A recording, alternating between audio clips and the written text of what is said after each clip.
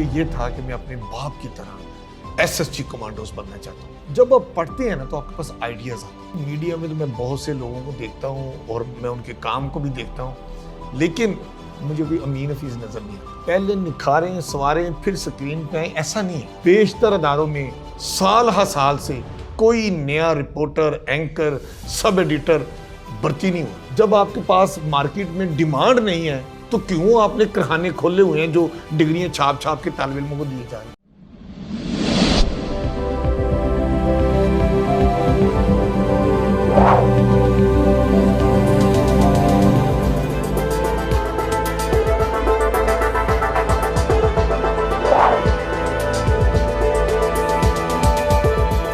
अस्सलाम वालेकुम नाजरीन, शेयरिंग ऑफ प्रोफेशनल विजडम में एक नए इंटरव्यू के साथ मैं हूं आपका मेज़बान अली रहमान खालिद। नाजरीन, आज जो नाम हमारे साथ मौजूद हैं उनसे आप बाखूबी वाकिफ़ हैं। ये वाकई किसी तारुफ के मोहताज नहीं। पाकिस्तान के अगर मैं कहूँ नंबर 1 रिपोर्टर हैं अपने काम के एतबार से, अपने कंटेंट के एतबार से और अपने अंदाज़ के एतबार से, तो ये बिल्कुल भी गलत नहीं होगा। पिछले 40 साल से ये रिपोर्टिंग कर रहे हैं, प्राइड ऑफ परफॉर्मेंस हैं। और इसके साथ साथ जो इनका एक अंदाज़ है, हर किस्म की रिपोर्टिंग में ये अपने आप को जिस तरह ढाल लेते हैं, वो इनकी कोर स्ट्रेंथ है। हम इनसे जानेंगे अपनी ज़िंदगी में इन्होंने क्या क्या काम किया, किस किस तरह से अपनी ज़िंदगी गुजारी और अपने तजुर्बे से आज ये तलबा और तालिबात ख़ास तौर पे जो मीडिया स्टडीज़ के हैं, जर्नलिज्म के हैं, उनको क्या कहते हैं। अस्सलाम वालेकुम अमीन हफीज़ साहब, कैसे हैं आप? ठीक हैं? बहुत मेहरबानी अली साहब, आप कैसे हैं? जी अल्हम्दुलिल्लाह। सर, मुझे ये बताइएगा कि शोबा सहाफ़त में, रिपोर्टिंग में आप कैसे आए? अचानक आ गए या आपका पैशन था? देखिए जी, हम तो तालिब इल्म थे गवर्नमेंट कॉलेज लाहौर में, जिसे आजकल जीसी यूनिवर्सिटी लाहौर कहा जाता है। मैं वहाँ ग्रेजुएशन का स्टूडेंट था, 3rd ईयर में। तो जंग अखबार अभी लाहौर में नया नया ही आया हुआ था, ये 1982 की बात है। तो उन्होंने एडवर्टाइज़ किया कि हमें फुल स्टाफ चाहिए अपने लिए, और उस इश्तिहार में एक ये भी लिखा हुआ था कि अगर स्टूडेंट भी अप्लाई करें तो पार्ट टाइम जॉब हम उनको देने के लिए तैयार हैं। तो उनके इसी ऐड को देखते हुए मैंने अप्लाई कर दिया, ऐसे ही जैसे स्टूडेंट तजर्बाती तौर पे कि आगे हमने बड़े बड़े मुकाबलों में जाना है, तो उसके लिए एक तजर्बा से ही तो मैंने अप्लाई कर दिया। और वो फिर वो कॉल आती रही, टेस्ट वेस्ट देते रहे और सिलेक्शन हो गई। ये 1982 की बात है कि मैं रोज़नामा जंग लाहौर में पार्ट टाइम रिपोर्टर सेलेक्ट हो गया। और मेरे लिए बड़ी ऑनर की बात थी कि मतलब हम गरीब फैमिली से हमारा ताल्लुक़ है, पढ़ने के साथ साथ अगर पॉकेट मनी भी आ जाए तो खुशी की बात है। ये ज़माना तालिब इल्मी में मैंने जंग अखबार as a part time reporter join किया, और फिर उसमें ऐसा शौक़ पैदा हुआ, इतने सीनियर लोगों के साथ काम करने का जंग अखबार में मौका मिला कि फिर बीए के बाद मैंने मास्टर जो थी अपना, वो पंजाब यूनिवर्सिटी में मेरा एडमिशन हुआ मैस कम्युनिकेशन डिपार्टमेंट में। तो मैंने फिर इसी में ही मास्टर किया। और इसी तरह आप ये समझें कि ज़माना तालिब इल्मी में लाइब्रेरी में बैठे हुए एक इश्तिहार देखकर अप्लाई करके जो मुलाज़मत मिली, फिर हम उसी के हो गए। सर, मैंने आपके बड़े इंटरव्यूज़ देखे हैं, बचपन से आपको देख रहा हूँ, बहुत कुछ आपसे सीखने का भी मौका मिला। सर, मुझे ये बताएं कि आप जहाँ भी जाते हैं आप उस रंग में अपने आप को ढाल लेते हैं और उसी तरह से गुफ्तगू करने लग जाते हैं जैसे आप कई सालों से, कई बरसों से उसी जगह रह रहे हैं। लिबास भी आप उस तरह का पहन लेते हैं। तो ये मुनफरिद अंदाज़ और एक जिसे कह लें अंदर से वो रिपोर्टिंग करना, ये कब से आपके साथ हुआ? आप कोई भी काम करें, अगर आप उसको दिल से करें और ये समझें कि ये जो काम करने जा रहा हूँ, ये मैं इसी काम के लिए दुनिया में आया हूँ और मैं इसी में ही महारत पैदा करनी है और इसी में मैंने ऐसा काम करना है कि मैं सबसे मुनफरिद नजर आऊँ। अगर आपकी सोच ये है तो फिर अल्लाह ताला आपकी मदद भी करते हैं। लेकिन अगर आप काम करते वक्त रोना पिटना डाल दें, मैंने नहीं करना, ये किसी और को दे दें, ये मेरे लेवल का काम नहीं है, ये कोई काम है यार, छोड़ो यार, अगर आप ये कहेंगे तो फिर आप कामयाब नहीं हो सकते। मैं चूँकि पहली पॉलिसी पर अमल करता हूँ कि जो काम कहा गया है उसको करना है। अब देखिए ना, शहर में पेट्रोल महंगा हो गया। अब महंगा पेट्रोल हो गया तो लोग पेट्रोल पंपों पे, हमारे सारे रिपोर्टर्स माशाल्लाह बहुत मेहनत करते हैं, वो पेट्रोल पंपों पे लोगों की राय ले रहे हैं कि जनाब पेट्रोल महंगा हो गया, बताएं आप क्या कहेंगे। लोग अपनी राय दे रहे हैं। अमीन हफीज़ ने इस बात को सोचा कि मैंने यही बात एक्सप्लेन करनी है कि शहर में पेट्रोल एकदम बहुत महंगा हो गया है, तो ये स्टोरी मैंने बनानी है। तो मैं उसके बड़ा सोचता हूँ क्या करना है, अपने सीनियर्स के साथ भी डिस्कस करता हूँ, कैमरामैन के साथ भी डिस्कस करता हूँ, अपने NLE एडिटर के साथ भी। तो प्लान मैंने क्या किया कि मैंने एक चिंगची मोटरसाइकिल ली, ठीक है, उसके आगे मोटरसाइकिल बंदी होती है, सही, मैंने एक गदा गाड़ी ली जो गधे के साथ होती हाँ है। बिल्कुल ऐसे ही। दोनों को मैंने कहा आप दिन में कितने पैसे कमाते हैं, आप पूरे दिन के लिए आप मेरे लिए हो गए हैं, ये दोनों चीज़ें आपकी मेरे पास है। मैंने उनको जो भी मुआवजा देना था तय कर ली। अब मैंने चिंगची के आगे से मोटरसाइकिल अलग कर दी, अच्छा, और उस चिंगची के आगे वही जो गधे वाले 2 रॉड होते हैं, हाँ जी, वो रॉड चिंगची के ऊपर बांध दिए और उसके साथ गधा बांध दिया। और गधा बांध के अमीन हफीज साहब उसमें बैठ गए और चिंगची में सवारियां बैठी हुई हैं पीछे, और वो मोटरसाइकिल चिंगची नहीं होगी, अब वो गधा बांध गया तो वो गधा चिंगची गाड़ी बन गई। तो अमीन हफीज ने उसके ऊपर बैठ के ये पूरी डॉक्यूमेंट्री बनाई, शहर में चलते फिरते ये वो। और जो चिंगची का मैंने वो जो चिंगची गधा गाड़ी का जो मालिक था, मैंने उससे फिर इंटरव्यू किया, जो कि मैंने खुद उसको बताया था कि आपने ये कहना है। उसने ये कहा कि पेट्रोल इतना महंगा हो गया है कि सारा दिन मैं ये चिंगची मोटरसाइकिल चलाता हूँ तो मेरे अखराजात पूरे नहीं होते अब पेट्रोल महंगा होने से, तो इसलिए मैंने गधा रख लिया है चिंगची के आगे। तो अब जो गधा घास खाता है सारे दिन में, वो पेट्रोल के खर्चे से कम में पड़ती है, इसलिए ये चिंगची गधा गाड़ी जो है वो मेरे लिए अखराजात कम हो गए हैं, आमदनी बढ़ गई है। तो यही बात अमीन हफीज ने कही कि पेट्रोल महंगा होने से चिंगची मोटरसाइकिल वाले ने मोटरसाइकिल कटवा के गधा बांध लिया है और उसको अमीन हफीज मज़े से चला रहा है, और ये सारा एक्सप्लेन किया। बात यह है कि आप सोचते हैं, प्लान करते हैं, फिर उसको एग्जीक्यूट करते हैं, इम्प्लीमेंट करते हैं उसके ऊपर, और लोग इस अनोखे मुनफरिद अछूते स्टाइल को पसंद करते हैं। सर अगर आप अपनी ज़िंदगी में रिपोर्टर ना होते तो क्या होता है, क्योंकि 2 चीज़ें मैंने आपकी शख्सियत में बड़ी अहम जो नोट की हैं, एक क्रिएटिविटी और एक एनर्जी। इसको फिर जब आप यूटिलाइज़ करते हैं तो वो माशाल्लाह एक शाहकार बन जाता है। तो अगर रिपोर्टिंग की फील्ड में ना होते हैं तो फिर क्या करते हैं, कोई ऐसा शौक़, कोई ऐसा ख्वाब जो सोचा हो? देखिए जी, मेरे वालिद साहब आर्मी में SSG कमांडोज थी, मैं उनसे बड़ा मुतासिर था। जब वो यूनिफॉर्म पहनते थे और हम उनको देखते थे, वो मुझे आर्मी की यूनिफॉर्म, मतलब मुझे जी चाहता था कि मैं बस वो पहन लूँ। तो मेरे अंदर जो ख्वाब था ज़माना तालिब इल्मी में, मुझे ये था कि मैं अपने बाप की तरह SSG कमांडोज बनना चाहता हूँ। इसके लिए मैंने आर्मी में 66 PM में लॉन्ग कोर्स, उस वक्त ये 82 की बात है, ये चल रहा था और उसके लिए एडवर्टाइज हुए थे और मैंने अप्लाई भी किया था, लेकिन वो मेरा नाक का वो टेक्निकल मामला था।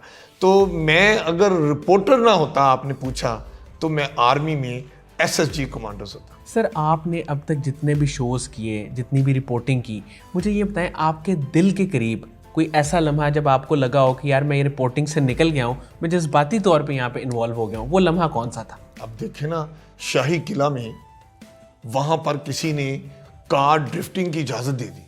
अब ये जो लाहौर फोर्ट है, इट्स इंटरनेशनल मॉन्यूमेंट्स, इसमें आप कोई शादी ब्याह नहीं रचा सकते, आप कोई स्पोर्ट्स एक्टिविटीज़ जो है गाड़ियों की ये वो, इसकी बिल्कुल इजाज़त नहीं है।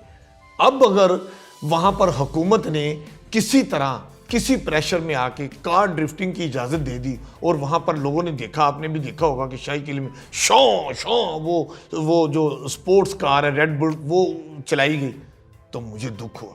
मैंने कहा मेरे शाही किला में ये ऐसा हुआ, तो मैंने इसके ऊपर डॉक्यूमेंट्री बनाने का फैसला किया। और मैंने क्या किया, खुद को बादशाह सलामत के रूप में धार लिया और अपने पीछे किधर वजीर खड़ा किया, किधर वजीर पीछे खड़ा किया, और वो इसी तरह ही उसी बादशाह सलामत वो जो दरबार का ड्रेस होता है उसी तरह ड्रेस पहन के वो यूं सर झुका के मेरे पीछे साथ खड़े हैं।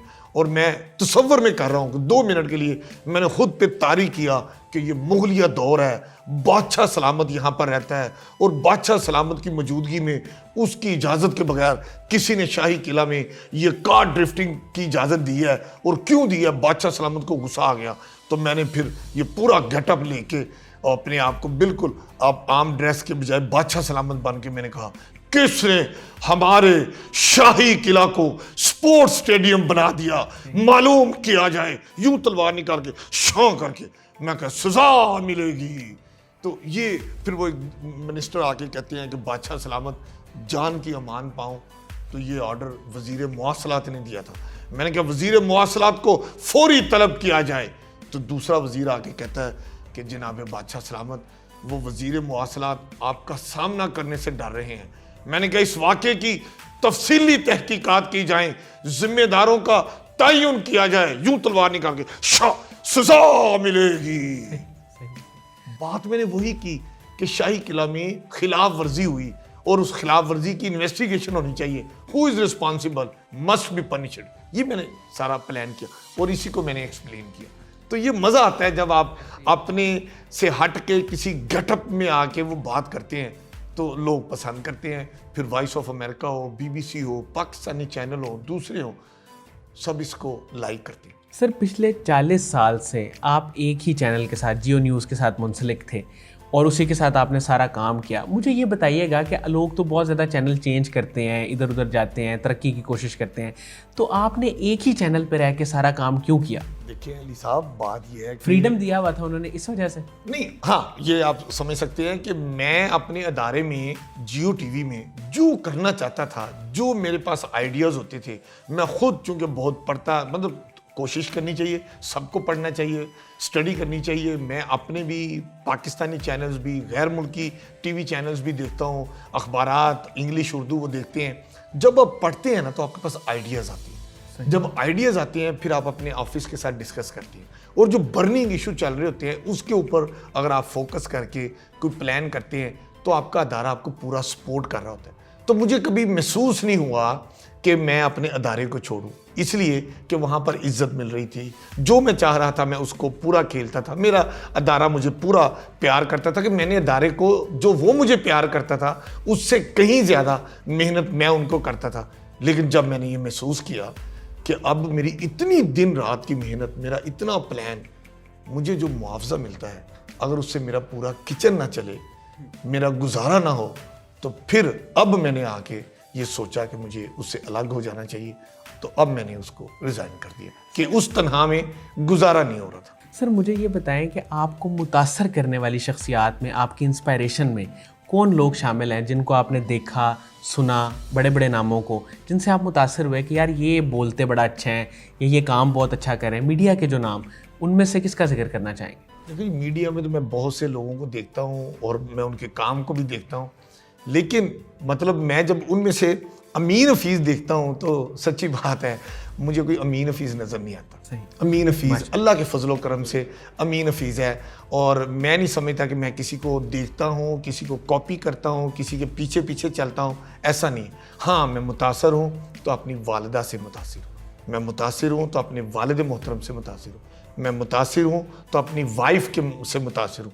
जो ये सारे लोग हमेशा मुझे खूब से खूब तर देखना चाहते हैं, जो मुझे सबसे मुनफरिद देखना चाहते हैं, जो ये चाहते हैं कि मीन हफीज़ काम करे, ऐसा काम करे कि वहाँ 200 लोग बैठे हों तो उनमें अमीन हफीज़ नुमाया हो। ये मुझे अच्छे आइडियाज़ देते हैं। मेरे बच्चे, मेरा बेटा है हसीब अमीन, GC यूनिवर्सिटी में पढ़ता है, मेरी बेटी MBBS कर रही है।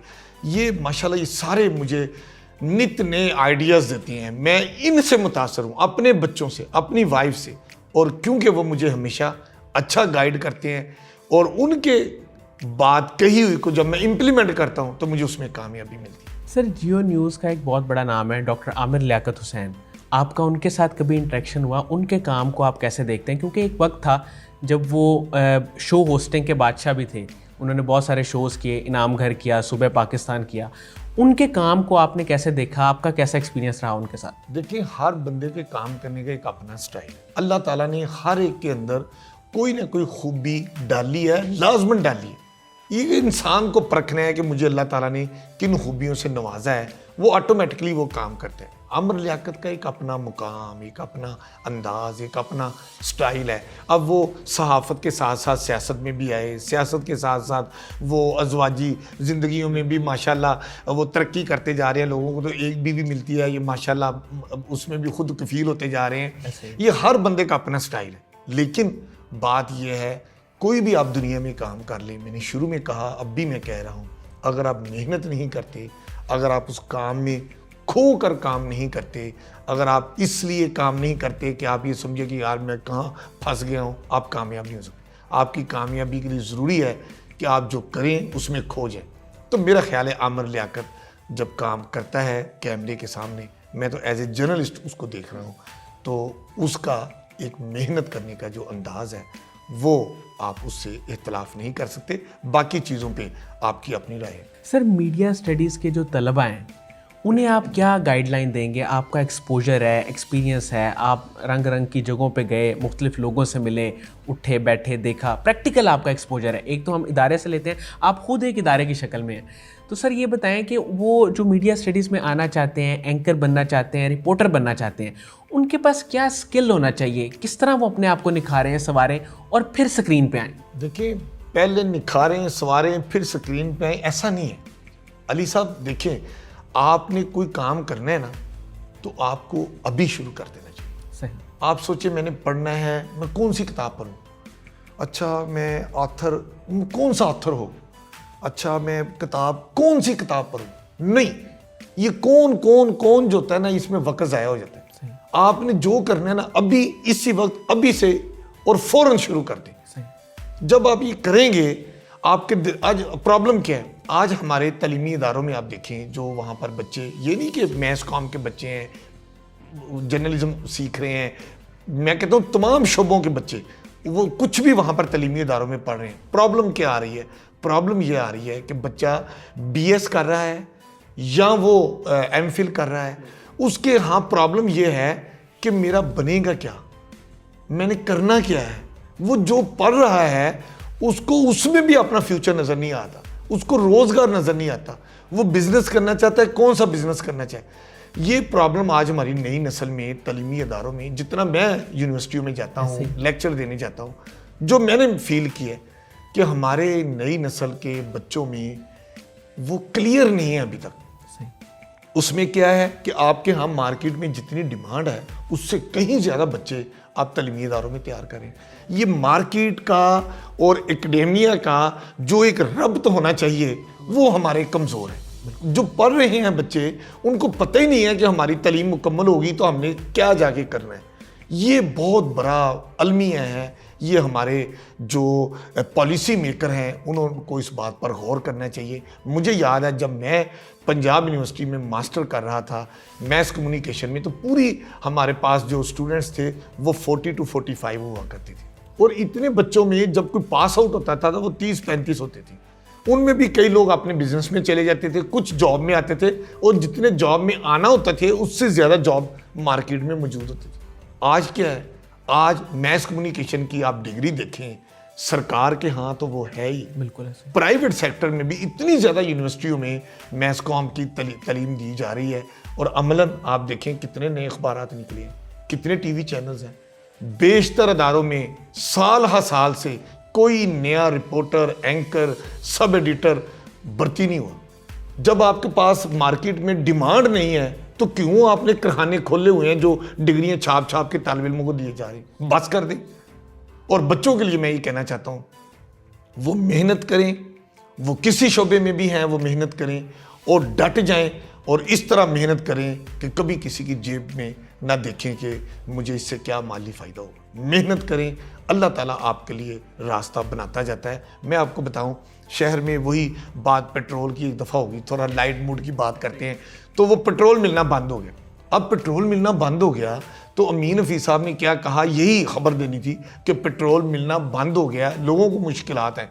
मैंने उसी को ही मैंने कार ली, एक उसके आगे घोड़ा बांधा, कार में फैमिली बिठाई, और मैं घोड़े के आगे खुद घोड़े के ऊपर बैठ के तो ये डॉक्यूमेंट्री बनाई कि अब मैंने बताना है कि पेट्रोल नहीं मिल रहा। अब एक फैमिली जो सड़क पे फंस गई है, उसने घर पहुंचना है, तो उसने घोड़े का सहारा लिया। तो मैं घोड़े के ऊपर बैठ के क्या कहता हूँ कि लाहौर की लड़कियाँ लाहौर की सड़कों पर अपनी गाड़ी घोड़े के साथ बांध कर चलाने पर मजबूर हैं।